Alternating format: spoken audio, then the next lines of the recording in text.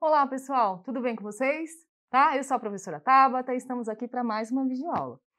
Tudo bem? E essa videoaula, hoje a gente vai trabalhar com arte e matemática. E daí, vem comigo aqui na tela para a gente relembrar um pouquinho o que são figuras bidimensionais e tridimensionais, tá? Então, se eu pensar em bidimensionais, são duas dimensões. Mas basicamente tudo que existe, tá, no nosso universo, no nosso dia a dia, são três dimensões, ocupam um lugar no espaço. Eu consigo pegar esse mouse, eu consigo pegar essa caneta, eu consigo pegar esse computador, tá? Então todos eles têm três dimensões, porque eles ocupam um lugar no espaço. E mais só que para compor, olha aqui as figuras que eu trouxe aqui para a gente discutir esse assunto. Essa representação aqui na figura 40, vocês conseguem observar que tem figuras planas. Planas são duas dimensões, planas, tá? Plano, tá? Então eu tenho uma dimensão comprimento e uma largura. Porém, se observar a figura como um todo, tá? Essa construção aqui, ela é tridimensional, porque ela tem altura, ela tem comprimento, né? Ela tem largura.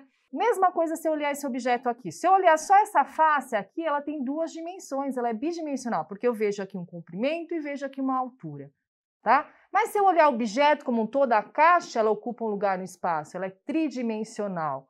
Por isso que a gente fala que tem três dimensões. E uma folha de papel, vocês acham que tem quantas dimensões?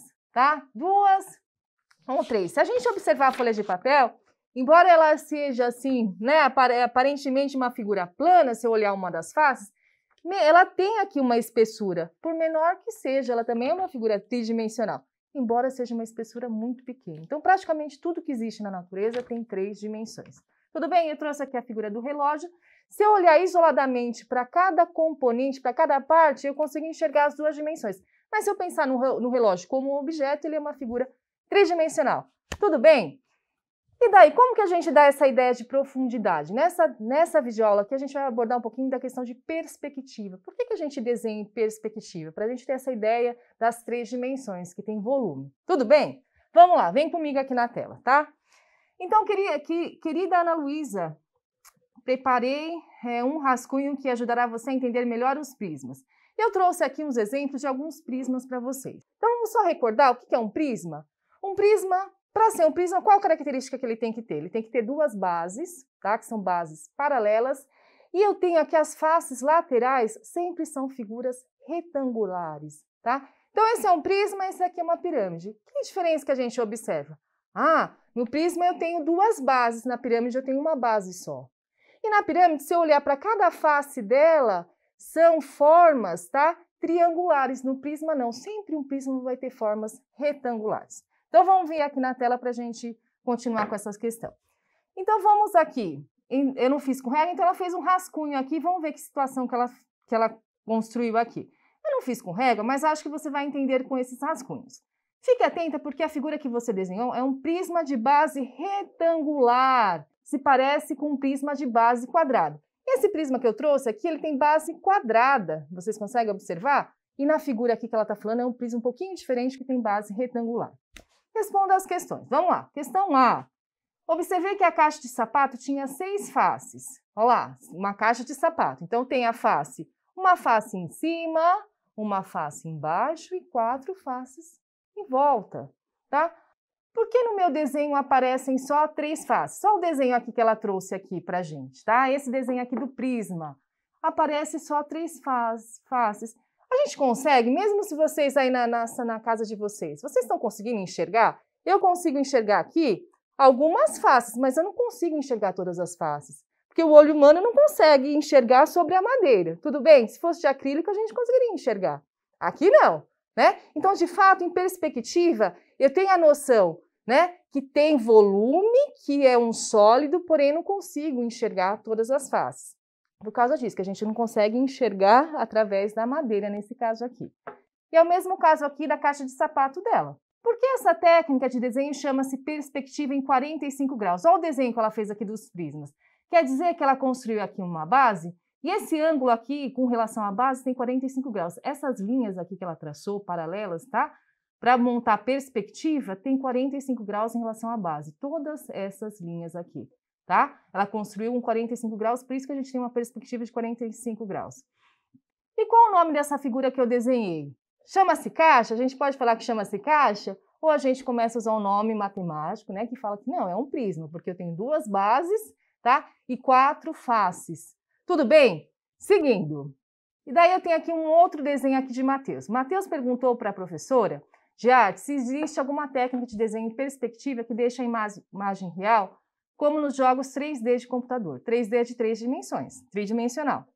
A professora explicou que o desenho em perspectiva com um ponto de fuga aqui, ó, todas estão correndo para um ponto só, como se eu traçasse um ponto aqui e puxasse todas essas linhas para esse ponto. Por isso que a gente fala que é um ponto de fuga, que as linhas se encontram num único ponto aqui, tá? Que ajudam a gente construir esse desenho. Distorce as imagens, as medidas da imagem, mas dá uma sensação muito bacana de profundidade. Elas ficam mais exageradas e artísticas. Matheus ficou empolgado e resolveu desenhar um prisma com essa outra técnica. Então, aqui, ó, com um ponto de fuga, desenhou aqui uma das bases e puxou todas as linhas, então eu consigo ver as duas bases. Então, as faces, tá? Então, quais são as faces de um prisma? Então, aqui eu tenho vários exemplos de um prisma. Eu vou trazer aqui um prisma pentagonal. Como que eu sei que é um prisma pentagonal? Como que é a base do meu prisma? Quantos lados tem? Então, a gente conta. 5. Se tiver 6 lados, olha, esse prisma aqui é diferente. Tem 6, esse daqui é um prisma hexagonal. Então, a base que dá o nome do prisma. Prisma quadrado de base quadrada. Tudo bem? Então, qual que é o total de faces desse prisma? Vamos pegar esse prisma hexagonal. Então, eu tenho duas bases, que são duas faces, tudo bem? Mais as faces laterais, ó. 1, 2, não são 6 lados? Então, eu tenho 6 faces laterais, 7 e 8, que são as bases. Tudo bem? As arestas, qual é o número de arestas desse prisma? O que é uma aresta, tá? Quando eu tenho um encontro entre duas faces, não forma esse vinco aqui, ó. Encontra duas faces, forma esse vinco. Encontra duas faces, forma esse vinco. Encontra as duas faces, a base com a face lateral, forma esse vinco. Todos esses são arestas, a gente chama de arestas. Tudo bem? Então, eu tenho as arestas da base, que é hexagonal, eu tenho 6, por exemplo. Tenho as arestas das duas bases, então tenho que considerar as duas arestas, tem que somar as arestas da base 1 mais essas arestas da base 2. Mas eu não posso esquecer de somar as arestas laterais. No caso dele, é uma caixa. Então, quais são os números de arestas que tem na caixa dele? Então, tem 4 arestas da base, mais 4 arestas da base, 8, 9, 10, 11, 12. Tudo bem? Que eu tenho que considerar as laterais. E os números de vértices? Como que eu acho o vértice do prisma? O vértice eu encontro, ó, dessas 3 arestas eu formo um vértice. 3 arestas formam um vértice. É como se fossem essas quinas aqui. Tudo bem? Então, eu tenho 4 quinas aqui na parte superior e 4 quinas na parte inferior. Então, quantos vértices que eu tenho? Eu tenho 8 vértices, tá? Então, aqui vocês vão desenhar, vão agora, nessa atividade na próxima aqui, vocês vão ter aqui, ó, prisma de base quadrada, triangular e hexagonal. Vocês vão ter que responder quantos vértices, quantos faces tem, quantas arestas tem. Então, tem o prisma triangular, tem o prisma retangular, e tem um prisma de base hexagonal, né? Prisma hexagonal, e vocês vão responder aqui, vocês vão conseguir analisando, tá? Isso que é mais ou menos as dicas que eu dei, vocês vão conseguir chegar a essas respostas. Aí, aqui, na tarefa D, o que vocês têm que corrigir aí no material de vocês? Aqui eu tenho uma pirâmide. Para ser uma pirâmide, eu tinha que ter só uma base. Então, tá errado aí, tá? Então, corrijam. Eu tenho um prisma aqui de base pentagonal lá na letra D. E vocês vão fazer a mesma coisa, o número de lados, vértices, faces e arestas. O polígono agora na letra E, polígono abaixo é a base de um prisma. Quantos lados tem? Então, daí vocês vão ter que dar um nome. Pela quantidade de lados, vocês vão conseguir dar um nome para esse prisma. E daí a mesma coisa, o número de lados, arestas, vértices e faces. Na letrinha F, aqui para a gente concluir essa atividade, as dicas, vocês vão analisar quantos prismas de base quadrangular tem, quantos prismas de base triangular, porque eu não trouxe nenhum prisma de base triangular. Mas para ser prisma eu tenho que ter duas bases paralelas. Aí pergunta, quantas figuras geométricas aparecem na imagem? Então daí vocês vão ver que tem outras figuras, inclusive figuras planas aí, que não são espaciais, que não tem 3 dimensões, tem 2 dimensões só. Esses tabuleiros de xadrez estão observando? E por fim aqui, a gente trouxe uma atividade que a professora fez, que vocês também vão analisar a mesma coisa. É uma forma diferente e vocês vão olhar para essa forma e vão identificar quais são as arestas, quais são os vértices, as faces, e vocês vão conseguir responder com base nessas dicas que eu dei. Eu espero que vocês tenham gostado, espero que essas informações sejam úteis.